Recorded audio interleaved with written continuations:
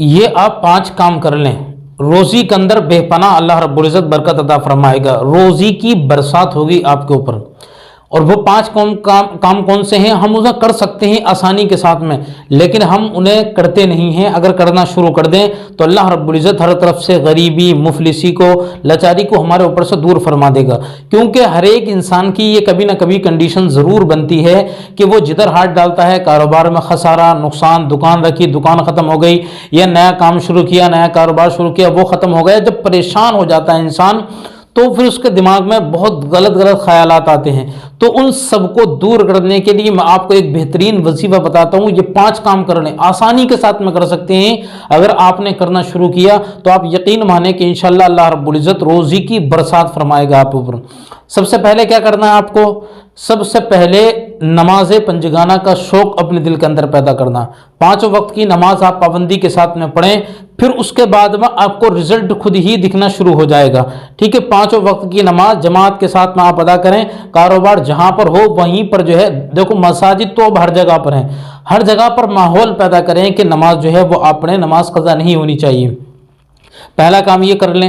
اور دوسرا کام جو ہے، فجر کی نماز جب آپ پڑھنے کے لیے جائیں تو نماز فجر سے فارغ ہونے کے بعد، یا جب آپ اگر جلدی پہنچ جائیں تو سنتیں پڑھنے کے بعد میں آپ کو 100 مرتبہ یا رزاقو یا رزاقو یا رزاقو اس کی تلاوت کر دی ہے، اور اول آخر 3 مرتبہ درود شریف پڑھ لیں، یا تو نماز فجر کے بعد، اور یا سنتیں اگر ٹائم سے پہنچ جائیں، جلدی پہنچ جائیں تو سنتیں پڑھنے کے بعد میں آپ یہ کام کر لیں۔ ٹھیک ہے، 100 مرتبہ یا رزاقو، اول آخر 3 مرتبہ درود شریف، یہ 2 کام ہو گئے۔ اور تیسرا کام آپ کو کرنا ہے، نماز مغرب کے بعد یا نماز عشاء کے بعد میں سورہ واقعہ کی 1 مرتبہ آپ کو تلاوت کرنی ہے۔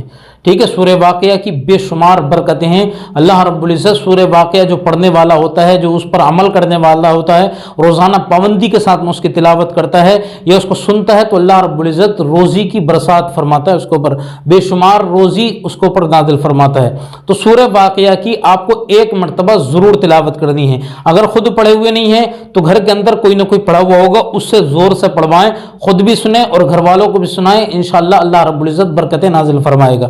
یہ تیسرا کام ہو گیا۔ اور چوتھا کام، آپ کو نماز عشاء سے فارغ ہونے کے بعد میں جب بستر پر آپ لیٹنے کے لیے جائیں تو آپ جو ہے وہ کم سے کم 100 مرتبہ درود ابراہیمی، ٹھیک ہے، جو نماز میں آپ پڑھتے ہیں، اللہم صلی علی سیدنا مولانا محمد، اور دوسرا اللہم بارک، یہ درود ابراہیمی آپ 100 مرتبہ پڑھنے کے بعد میں رب کی بارگاہ کے اندر رو رو کر گرا کر کے دعائیں کریں کہ مولا مجھے برکت عطا فرما دے میری روزی میں، میرے گناہوں کو معاف فرما دے، یا میری جو ہے وہ دکان یا کاروبار یا جو بھی کچھ ہے اللہ رب العزت اس کے اندر برکت نازل فرما دے۔ یہ 100 مرتبہ پڑھنے کے بعد آپ دعائیں کریں، اللہ رب العزت یقیناً آپ کی دعا کو قبول فرمائے گا اور آپ کے اوپر برکت نازل فرمائے گا۔